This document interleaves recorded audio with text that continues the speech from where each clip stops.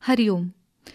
ज्ञानेश्वरी किंवा भगवद्गीता पूर्णपणे समजून घेण्यासाठी निदान तसा प्रयत्न करताना साधकांनी अर्जुनाला समजून घेतलं पाहिजे. कारण भगवंत हे भक्तवत्सल आहेत. भगवंतांचे वात्सल्य भक्तीनेच प्राप्त करता येते. ज्ञानामध्ये ती क्षमता नाही. अर्जुनाने परमोच्च भक्ती केली म्हणूनच भगवंतांनी अर्जुनाचा जीवनरथ आपल्या हाती घेतला आणि पवित्र, गुह्य, श्रेष्ठ असं ज्ञान अर्जुनाला दिलं. भक्तीच्या योगातूनच ज्ञानाची आणि वैराग्याची प्राप्ती होऊ शकते आणि असा ज्ञानी भक्त पूर्णपणे निरासक्त असतो, निर्विषय असतो, हे आपल्याला अर्जुनाच्या उदाहरणावरून दिसून येईल. वाईट वासनांचा त्याग करून प्रथम शुभ वासना निर्माण करून हळूहळू संपूर्णपणे वासनारहितच होऊन मग भगवंतांशी पूर्णपणे एकरूप झालेला असतो. लाईट गेल्यावरही जसा पंखा थोडा वेळ चालू असतो तसा ज्ञानी पुरुषही लौकिकदृष्ट्या व्यवहारात असल्याचं दिसेल, पण तो त्यात आसक्त नसतो.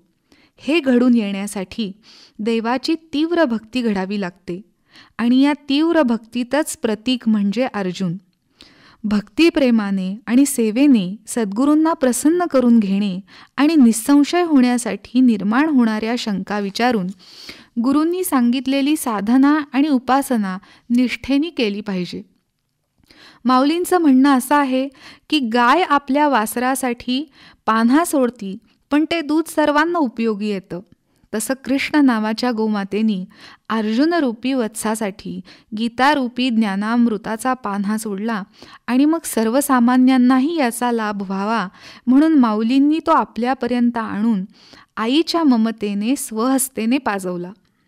भगवंतांची भक्तवत्सलता रेखाटताना माऊलींनी सुंदर अशा ओवीचं प्रयोजन केलं आहे.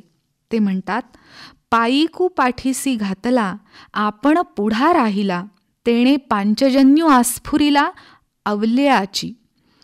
पायीकू म्हणजे सेवक किंवा दास. भगवंताने भक्ताला पाठीशी घातला आहे. आपण पुढं झाला, भक्ताला मोठेपणा दिला. सदा सर्वदा सावध राहून भक्ताचं रक्षण करायचं म्हणून भगवंतांनी हा पांचजन्य नावाचा शंख फुंकला. त्या फुंकण्याला आस्फुरिला अशी सुंदर शब्दयोजना माऊलींनी केली. देवाचे शत्रुपक्षाला आव्हान आहे की माझ्या भक्ताला पाठीशी घालून त्याचं रक्षण करायला मी आता सिद्ध आहे.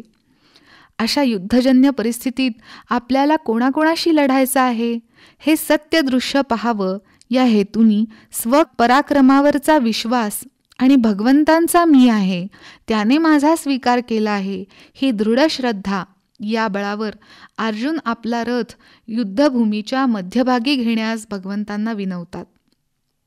रथ युद्धभूमीच्या मध्यभागी येताच ज्यांच्याशी लढायचंय ते सर्व आपलेच सोयरे आहेत, कोणी ज्येष्ठ श्रेष्ठ गुरु आहेत.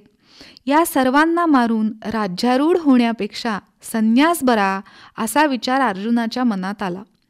त्याच्या सर्वांगाला कंप सुटला, गात्र शिथिल झाली आणि अर्जुन देखील मोहग्रस्त होऊन किंकर्तव्य मूढ झाला. युद्धभूमीच्या ठिकाणी मनात असे अनावश्यक करुणाभाव उपजल्यामुळे त्याची समयोचित वीरवृत्ती निघून गेली. म्हणून माऊली शब्दरचना करतात, तैसे अर्जुना तेथ जाहले, असते पुरुषत्व गेले, जे अंतःकरण दिधले कारुण्यासी. भावनेपेक्षा कर्तव्य श्रेष्ठ हा विचार आपण नेहमीच ऐकतो, पण इथे नेमका भावनेनेच अर्जुनाच्या बुद्धीवर विजय मिळवला आहे आणि युद्ध न करण्यासाठी अर्जुन काही प्रथमदर्शनी बिनतोड वाटतील असे मुद्दे भगवंतासमोर मांडतो. ते मुद्दे कुठले याचं चिंतन पुढील भागात पाहू. तोपर्यंत रामकृष्ण हरी.